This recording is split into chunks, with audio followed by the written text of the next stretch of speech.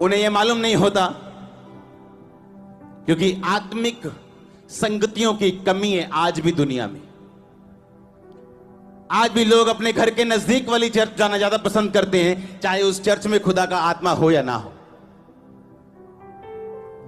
एक औरत चर्च के बाहर रो रही, रोई जा रही, रोई जा रही, रोई जा रही। यीशु मसीह उसके पास आ गए। कहते माता क्या हुआ? उसने पहचाना नहीं। कहती इन्होंने मैनू चर्च तो बाहर कर दिता। यीशु मसीह कहते माता इन्होंने कभी मैनू नहीं वड़न दिता अंदर। तू क्यों रोनी? मैं नहीं गया इस चर्च कभी, मैं नहीं गया थे, तो तू क्यों? कोई प्रेजेंस नहीं चर्च में, कोई हीलिंग नहीं, कोई डिलीवरेंस नहीं, कोई मुक्ति नहीं, कोई बपतिस्मे नहीं। पर अगर कि कहीं हो तो वहां की जेलसी भी है। हम तो डूबेंगे ही, तुम्हें भी ले डूबेंगे। हां, हम तो हीलिंग डिलीवरेंस नहीं करेंगे। लोग आएंगे बीमार, बीमार जाएंगे, दुष्ट आत्मा वाले आएंगे, वापस उसी तरह जाएंगे, मर जाएंगे, लेकिन कहीं जाने नहीं देंगे अच्छी चर्च में। एक लड़की ने यहां चर्च आना शुरू किया। जब वो खामरा चर्च में आनी शुरू हुई, क्योंकि क्रिश्चियन थे, वो बॉर्न क्रिश्चियन नहीं थे, लेकिन उनको प्रभु में आए 10 साल हो चुके थे, 10 के करीब साल। जब वो चर्च में आए खामरा में, तो आप जानते हैं शैतान को तब तक दिक्कत नहीं है जब तक आप उसको दिक्कत नहीं देते हो। जब आप उसको दिक्कत देते हो, वो आपसे फाइट करना शुरू करता है। जब वो चर्च में आई खामरा में, तो उसके घर की गरीबी डबल हो गई, प्रॉब्लम्स डबल हो गई।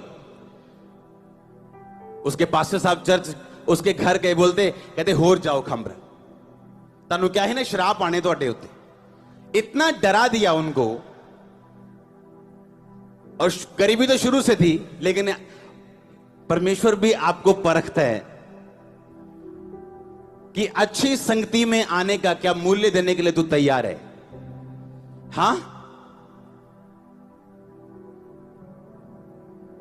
अगर आज मैं 10 बजे यहां हूं तो आप 5 बजे के बैठे हो गई, कोई बुधवार का आया हुआ यहां। हां, आप अपना मूल्य दे रहे हो, मैं अपना मूल्य दे रहा हूं। सुनो ध्यान से। वो चर्च आती रही, उसने सुना नहीं, सुन के निकाल दिया। दुखी हो गए और परेशान हो गए। कहते कोई प्रॉब्लम नहीं, हम जो वचन सुन रहे हैं, जो संगति हम जा रहे हैं, परमेश्वर वहां काम करता है, कभी हमारी लाइफ में भी करेगा। आज वो लड़की अमेरिका है, अमेरिकन सिटीजन बन गई। उसके घर में जितनी दिक्कतें थी, घर बिक गया था। एक रूम में रहते थे, एक रूम जहां क्वार्टर बने होते हैं, 1 2 3 4 ऐसे क्वार्टर इधर, 4 क्वार्टर इधर, लास्ट में 3 4 टॉयलेट्स थी जहां बनी हुई। 5 6 लड़कियां थी उस घर में। एक कमरे में 7 8 जने सोते थे, सब जवान जवान सोते थे। आज अपना घर ले चुके हैं, अमेरिका PR मिल चुकी। आप जानते हैं शैतान डराता है आपको, लेकिन आपको मालूम है कि आपने मूल्य अदा करने हैं। बाइबल कहती पौलुस और जो सिलास थे और जो पतरस और यूहन्ना थे, अगर आप सबकी लाइफ देखो तो लिखा जब प्रार्थना करने के लिए परमेश्वर के घर में जा रहे थे तो रास्ते में लंगड़ा चलाया उन्होंने। करने का एक मूल्य था, एक प्राइस, एक मूल्य अदा करते थे प्रभु को, वो अपना टाइम देके। आज की चर्च प्रार्थना कैसे करती? साथ में कुकर रख के, कुकर की दाल की 6 सीटियां बजानी है, 7-7 सीटियां गिनती और साथ-साथ प्रार्थना करती। सोचो क्या आत्मा काम करेगा, क्या कोई लंगड़ा चलेगा, कितनी की हीलिंग हो जाएगी चर्च में।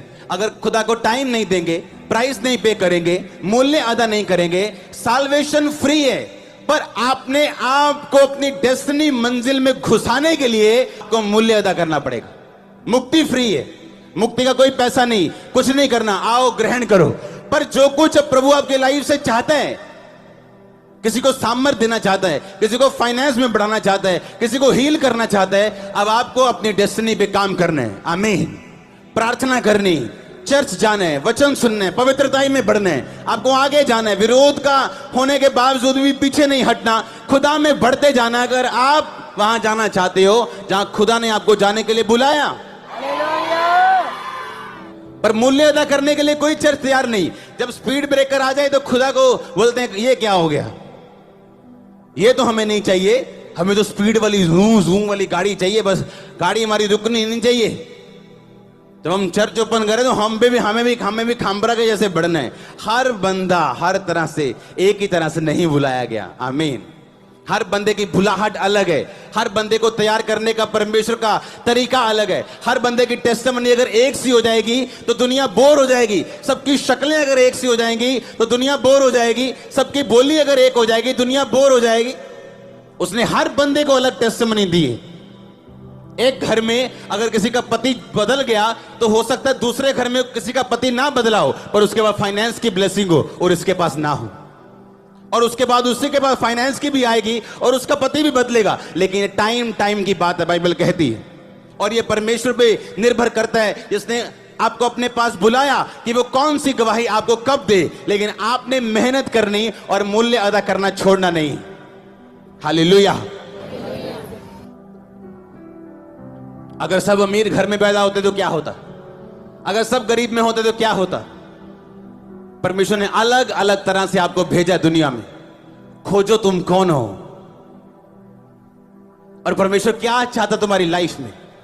वो तब मालूम होगा जब प्रार्थना में जाएंगे, तब मालूम होगा जब जेलसी छोड़ेंगे, जब शराब छोड़ेंगे, जब नशे छोड़ेंगे। वो तो तब मालूम होगा ना, वो तो हम छोड़ने के लिए तैयार नहीं। और खुदा का आत्मा जब बात करता है, आप जानते हैं खुदावन सबसे बात करता है, सब लोगों से। प्रोफेट से वो अलग तरह से करता है, खुदा के दासों से वो अलग तरह से करता है, वो एक अलग टॉपिक है। लेकिन हर एक को उसका आत्मा अगुवाई करता है, लेकिन वो व्यक्ति नहीं सुन सकता जो शरीर में है। और जब शरीर में व्यक्ति होता है, परमेश्वर की बात सुनता नहीं, तो वचन पूरा नहीं होता। जहां कहीं मेरा आत्मा है वहां क्या है? आजादी। क्योंकि आत्मा जहां होगा वो बात करेगा। जब आप बात सुनेंगे आत्मा की, आप आजादी पाएंगे। सोचो, इमेजिन करो अगर वो परिवार चला जाता। बोलता सही बात है, जब से हम गए हैं 3 महीने दुखी हो गए हम तो, क्योंकि शैतान नहीं चाहता आप परमानेंट फ्री हो जाओ। वो आपको थोड़े थोड़ा दे के आपको रखना चाहता अपने पास। लेकिन जब आप उसके चंगुल से छूटने लगोगे, वो आपको तंग करने की कोशिश करेगा।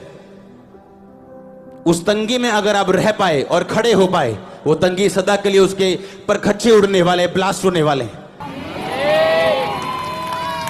हालेलुया। अपने पड़ोसी को बोलो अपना मूल्य अदा कर। आमीन। बोलो पड़ोसी को अपना मूल्य अदा कर। जो कुछ खुदाबंद ने जो करने के लिए बुलाया वो कर। आमीन। अपने आप धरती पे कुछ नहीं होता, बोलो अपने पड़ोसी को। आमीन। कुछ नहीं होता अपने आप। हालेलुया।